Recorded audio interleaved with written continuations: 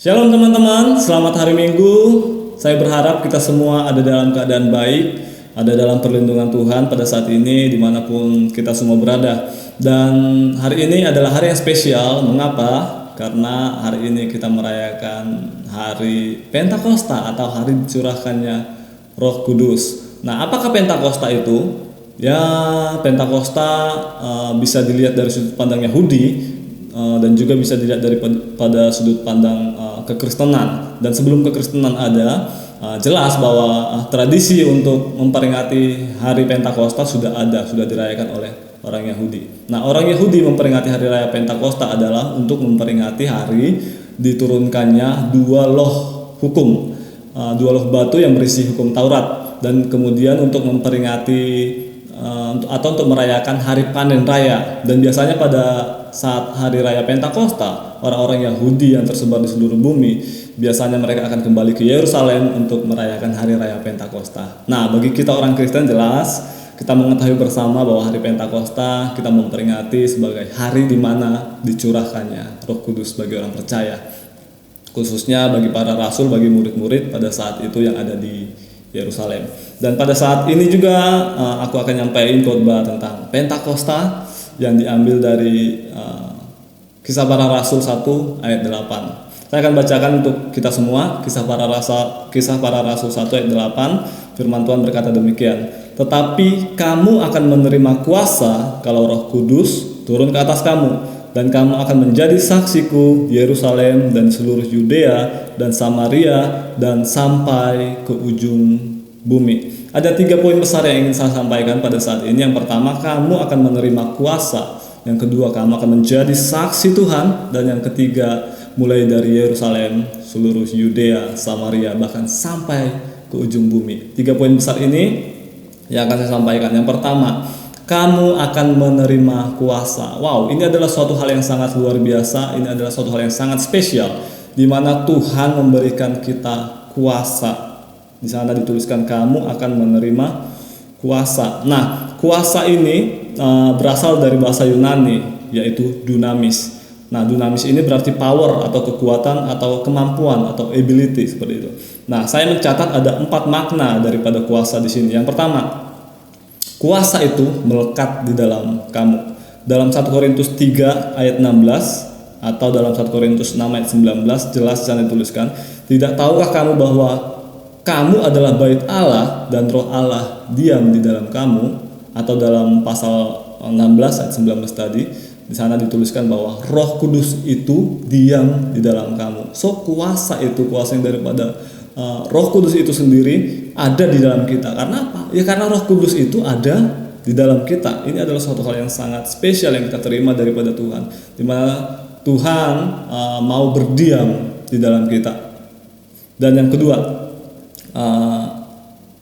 kuasa itu adalah kekuatan atau kemampuan untuk melakukan hal-hal yang ajaib atau membuat sebuah miracle seperti itu, hal-hal yang ajaib. Contohnya apa yang dilakukan oleh para rasul atau orang-orang yang menerima kuasa pada saat itu, seperti menyembuhkan orang sakit, mengusir roh jahat, kemudian mereka memberitakan Injil atau kebenaran firman Tuhan dengan keberanian. Mereka juga berbahasa roh, ada yang bernubuat seperti itu. Jadi ada hal-hal yang mereka lakukan yang merupakan hal-hal yang ajaib. Jadi kuasa memampukan seseorang untuk melakukan hal-hal yang ajaib, seperti yang juga telah dilakukan oleh para murid-murid pada saat itu. Kemudian yang ketiga, kuasa adalah untuk memampukan kita mengalami perubahan moral dan juga untuk mengubah jiwa kita menjadi baru. Jadi ketika seseorang menerima kuasa daripada Tuhan, maka ada perubahan moral di dalam dirinya. Kehidupan lamanya yang gak bermoral itu pasti ditinggalkan dan akan mulai memasuki kehidupan yang baru dan memiliki moral yang baik. Kemudian juga memiliki jiwa yang berbeda daripada jiwa yang sebelumnya. Mungkin jiwanya sebelumnya pengecut atau penakut atau suka dengan yang namanya kejahatan seperti itu ya. Tapi setelah menerima kuasa daripada Tuhan, dia akan memiliki jiwa yang berani, jiwa yang teguh, jiwa yang tegar untuk memberitakan kebenaran firman Tuhan, untuk memberitakan Injil, untuk memberitakan tentang Yesus Kristus. Salah satu contoh saya ambil tentang Petrus, teman-teman. Petrus dulunya memiliki moral yang ya lumayan bandel juga seperti itu ya, dimana kita ketahui bersama ketika Yesus mau ditangkap pada saat itu, dimana Petrus maju lebih dahulu dan kemudian dia mengambil pedang atau pisaunya dan kemudian menjabit kepada salah seorang yang ingin menangkap Yesus sampai telinganya putus. Wah, walaupun sudah murid Yesus seperti itu ya, hari-hari dekat dengan Yesus ternyata nggak menjamin juga moralnya menjadi baik seperti itu ya. Dia menjadi berani dan wah, keberaniannya disalah pergunakan seperti itu. Dia menyabit telinga seseorang sampai telinganya putus. Tapi di sisi lain dia juga menjadi seorang yang pengecut karena apa? Menjadi seorang yang penakut karena apa? Ketika dia ditanyai, apakah kamu salah satu daripada murid Yesus Kristus? Dia berkata, oh tidak. Bahkan dia menyangkal sampai 3 kali bahwa dia bukan bagian daripada murid daripada Yesus Kristus, sampai akhirnya dia menangis karena dia nggak berani untuk mengakui bahwa dia adalah muridnya Yesus Kristus. Tetapi lihat apa yang terjadi dengan dia ketika dia menerima kuasa, ketika dia menerima Roh Kudus di dalam dirinya. Dia bukan saja hanya berani untuk memberitakan kebenaran firman Tuhan ataupun mengakui Yesus Kristus sebagai Tuhannya, untuk memberitakan kebenaran tentang Yesus Kristus, untuk memberitakan tentang Injil, dia juga berani mati untuk hal tersebut. Satu hal yang sangat berbeda dari sebelumnya. Dari sebelumnya dia orang yang mungkin suka mau melukai orang, tapi setelah menerima kuasa itu, dia nggak menjadi suka lagi melakukan hal tersebut. Dia nggak suka lagi menyakiti orang. Nggak apa-apa orang menyakiti dia, bahkan membunuh dia, asal bukan dia yang menyakiti orang atau bukan dia yang membunuh orang. Dia rela mati, dia berani untuk memberitakan kebenaran Injil, untuk memberitakan tentang Yesus Kristus. Dia memiliki jiwa yang excellent, sama seperti jiwanya Yosua dan Kaleb dalam perjanjian lama. Dan yang keempat, kuasa itu akan memberikan kekuatan dan memberikan pengaruh kepada kita, sehingga kita juga bisa mempengaruhi orang lain. Dan begini, pertama-tama kuasa yang kita terima adalah untuk mengubahkan diri kita, untuk mengubahkan kehidupan kita yang lama. Dan setelah kehidupan kita diubahkan, kita juga akan memiliki kuasa untuk mempengaruhi orang lain. Karena apa? Karena kita sudah lebih dahulu diubahkan, dan kita juga akan dimampukan untuk mengubahkan orang lain.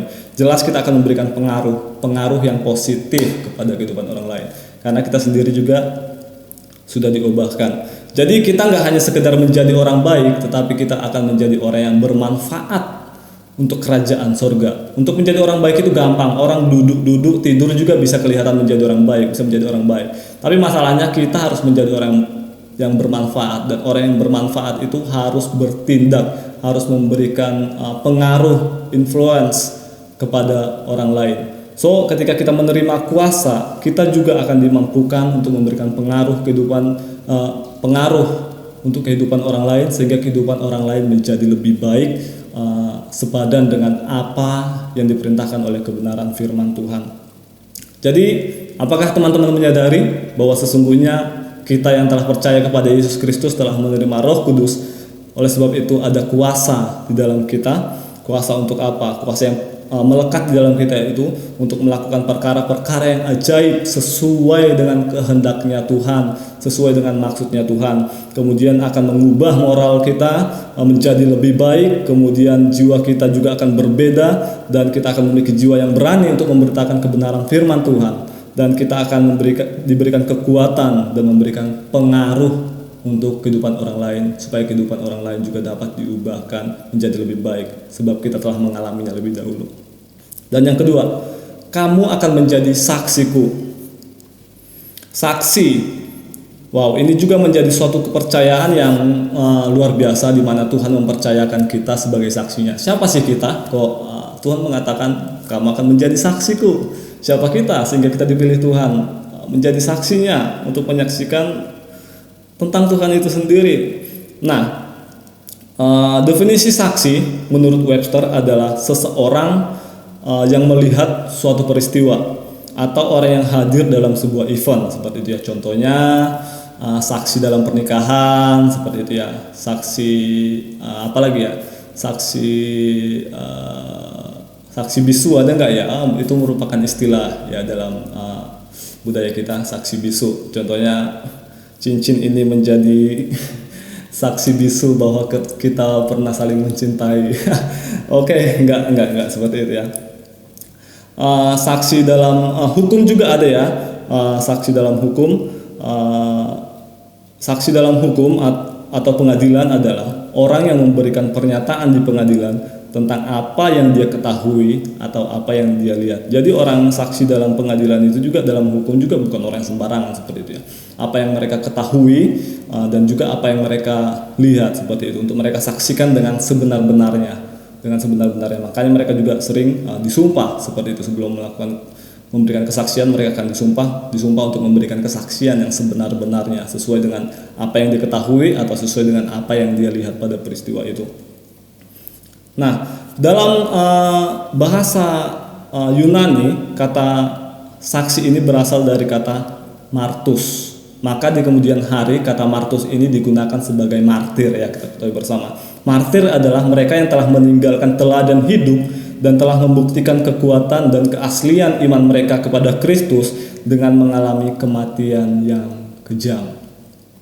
Jadi orang-orang yang menjadi saksi, mereka juga sangat memungkinkan untuk menjadi martir. Artinya ketika mereka menjadi saksinya Tuhan untuk memberitakan tentang kebenaran firman Tuhan, untuk memberitakan tentang Yesus Kristus, mereka juga siap menjadi martir atau mati karena mempertahankan iman mereka di hadapan Kristus. Dan mereka juga telah memberikan teladan hidup untuk dicontoh bahkan sampai generasi kita pada saat ini. Contohnya siapa? Ya contohnya ya banyak yang murid-murid ya seperti itu. Contohnya juga salah satu yang dekat dengan pasal ini adalah Stefanus. Stefanus disebut sebagai salah satu martir karena dia mati dirajam karena mempertahankan imannya kepada Yesus Kristus, karena dia memberitakan tentang kebenaran firman Tuhan. Dan apakah saksi hanya rasul saja? Pada saat itu jelas bahwa firman ini disampaikan kepada para rasul. Nah, pertanyaannya apakah saksi itu boleh hanya rasul saja? Ternyata tidak. Contohnya tadi itu Stefanus. Stefanus disebut sebagai saksi. Kalau teman-teman baca dalam Kisah Para Rasul 22 ayat 20, di sana dituliskan Stefanus adalah saksinya Tuhan. Jadi saksi nggak berbatas hanya kepada ke-12 rasul seperti itu, ataupun kepada Paulus seperti itu, karena Paulus juga disebut sebagai rasul seperti itu. Enggak, tetapi ketika kita memiliki pengetahuan, ketika kita memiliki pengalaman dengan Tuhan dan kita memberitakan hal itu kepada orang lain, kita juga telah menjadi saksi, sudah menjadi saksinya Tuhan seperti itu. So teman-teman, menjadi saksinya Tuhan di sini adalah suatu hal yang sangat istimewa, di mana kita dipercayakan menjadi saksinya Tuhan. Nah, untuk menjadi saksinya Tuhan, apa sih yang kita beritakan? Yang pertama jelas yang kita beritakan adalah kebenaran firman Tuhan. Yang kita beritakan intinya adalah Yesus Kristus. Kita memberitakan tentang apa yang sudah Yesus ajarkan. Kita menyampaikan tentang kasih, kita menyampaikan tentang pengorbanan, kita menyampaikan tentang pengampunan dosa, kita menyampaikan tentang kedatangan Tuhan yang akan datang. Apa-apa saja yang Yesus telah perintahkan, kita menyampaikan itu kepada orang lain. Tapi sebelumnya kita juga telah memahaminya dan kita juga telah menghidupinya sehingga kita bisa memberikan teladan hidup kepada orang-orang yang dimana kita menyampaikan kebenaran tersebut. Itu hal-hal yang bisa kita sampaikan. Selalu kembali kepada kebenaran firman Tuhan, selalu kembali kepada Yesus Kristus. Itulah yang disampaikan seorang saksi. Dan yang selanjutnya, walaupun seringkali memang orang yang menyampaikan kebenaran firman Tuhan, orang yang dikatakan sebagai saksi Tuhan, justru bersaksi untuk dirinya sendiri. Tapi firman Tuhan gak pernah menyatakan demikian. Firman Tuhan jelas, orang yang bersaksi jelas bersaksi untuk kemuliaan nama Tuhan, untuk kemajuan Injil, untuk memberitakan tahun rahmat Tuhan, untuk memberitakan tentang kebenaran firman Tuhan, dan gak untuk memuliakan nama Tuhan. Gak pernah menjadi seorang saksi gak pernah dimaksudkan untuk kemuliaan diri sendiri atau mencari keuntungan diri sendiri, mencari kekayaan, mencari nama, mencari kehormatan, mencari jabatan. Firman Tuhan gak pernah dimaksudkan untuk hal-hal yang rendah seperti itu. Firman Tuhan menjadi saksi selalu dimaksudkan untuk kerajaan sorga, untuk Yesus Kristus, di mana kita kelak, kita semua orang percaya akan kembali ke sana, akan pergi ke sana. Itulah maksud daripada menjadi saksi. Solideo Gloria, segala kemuliaan hanya bagi Tuhan Yesus saja. dan kita menerima kuasa, kita menjadi saksinya untuk memberitakan tentang Yesus Kristus, dan semuanya itu untuk kemuliaan bagi nama Tuhan Yesus Kristus. Dan yang ketiga, yang terakhir, singkat saja teman-teman, yang ketiga, kita akan bersaksi dimulai dari Yerusalem atau murid-murid pada saat itu ya. Para rasul atau orang-orang percaya mulai bersaksi dimulai dari Yerusalem, kemudian seluruh Yudea, Samaria, bahkan sampai ujung bumi. Dimulai dari kota Yerusalem, dari suatu kota, kemudian seluruh Yudea, kemudian sampai kepada Samaria, di mana murid-murid dulunya dilarang untuk memberitakan Injil kepada daerah orang Samaria.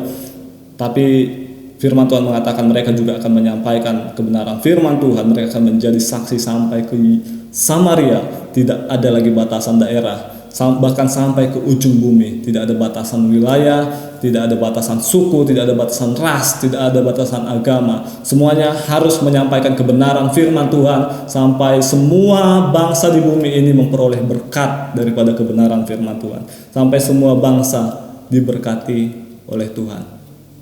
Dan tugas itu sekarang sudah sampai kepada kita. So teman-teman, mari kita mau menjadi berkat bagi seluruh bangsa. Tapi sebelum kita menjadi berkat bagi seluruh bangsa-bangsa, mulailah dari orang-orang yang ada di dekat kita. Siapa? Mulailah dari keluarga kita. Mulailah dari teman-teman di lingkungan kita, ataupun di komunitas kita. Kemudian kita boleh menjadi berkat sampai begitu luas, sampai seluruh bumi kita bisa menjadi berkat. Tapi ingat ini, jadilah berkat dimulai dari keluargamu. Jangan kita menyeberang ke seberang lautan yang sangat jauh, sementara keluarga kita atau orang-orang yang ada di dekat kita terbengkalai, gak terurus. Kita tidak memberitakan kebenaran, kita tidak membagikan berkat untuk mereka. Mulailah dengan orang-orang yang ada di dekat kita. Berikan teladan hidup kepada mereka, tunjukkan perubahan hidup yang positif kepada mereka, dan beritakanlah kebenaran firman Tuhan kepada mereka sampai mereka juga memperoleh berkat daripada kebenaran firman Tuhan yang kita sampaikan. Tiga hal ini kita harus ingat bersama, bahwa kita orang percaya, kita telah dipenuhi oleh Roh Kudus, dan kuasa itu ada di dalam kita. Roh Kudus itu ada di dalam kita. Dan kita dimampukan, diberikan kekuatan, diberikan kepercayaan untuk menjadi saksinya Tuhan, untuk membicarakan tentang Injil, untuk membicarakan tentang Yesus Kristus, untuk kemuliaan Yesus Kristus, untuk kemuliaan kerajaan surga, di mana kita juga akan pergi ke sana. Dan yang terakhir, kita memberitakannya tanpa batasan suku, agama, ras. Kita memberitakan kepada siapa saja, karena Injil adalah kabar baik, kabar sukacita. Yesus Kristus adalah kabar sukacita, kabar berkat untuk siapa saja yang mendengarkannya. Dan siapa saja yang tidak mau menerimanya, siapa saja yang tidak percaya, firman Tuhan sudah menulis bahwa mereka akan ada yang menghakimi. Hukuman sudah tersedia. Tapi bagi setiap kita orang yang percaya, kita akan terus diberkati, dan kehidupan kita terus memuliakan nama Tuhan. Puji nama Tuhan.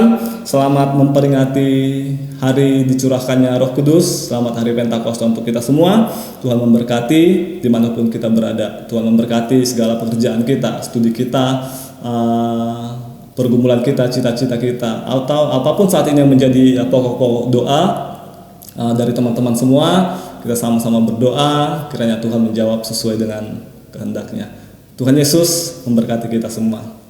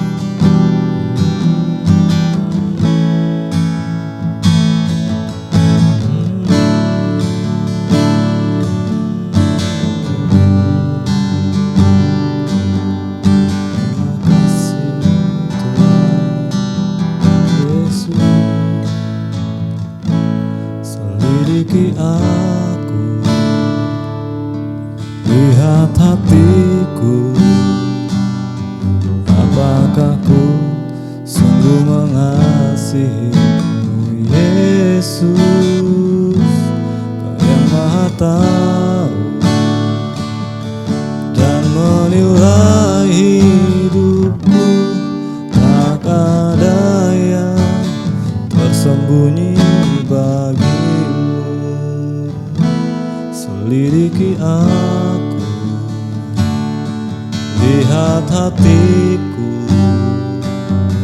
apakah ku sungguh mengasihimu, Yesus yang Maha tahu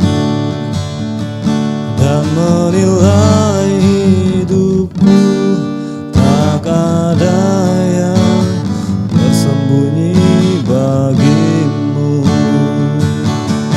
Aku lihat kebaikan-Mu yang tak pernah habis di hidupku. Ku berjuang sampai akhirnya Kau dapati aku tetap setia. Aku lihat kebaikan-Mu yang tak pernah habis di hidupku. Ku berjuang sampai akhirnya Kau dapati aku tetap setia.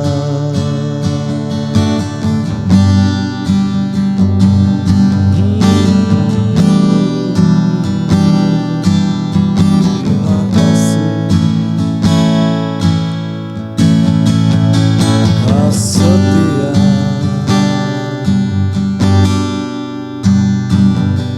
Engkau baik Tuhan,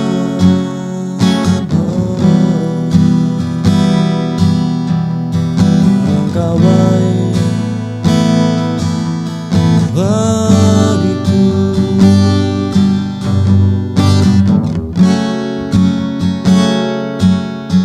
Engkau baik Tuhan,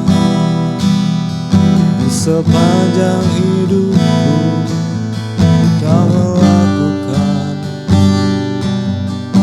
segala yang baik untuk menggenapi firman-Mu, menggenapi rencana-Mu.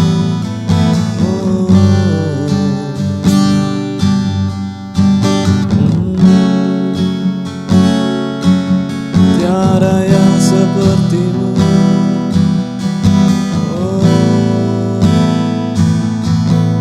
Terima kasih Tuhan untuk kebaikan-Mu yang sempurna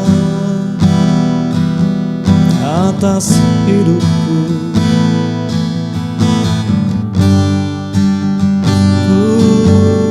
Ku bersyukur Tuhan sebab rahmat-Mu dalam hidupku.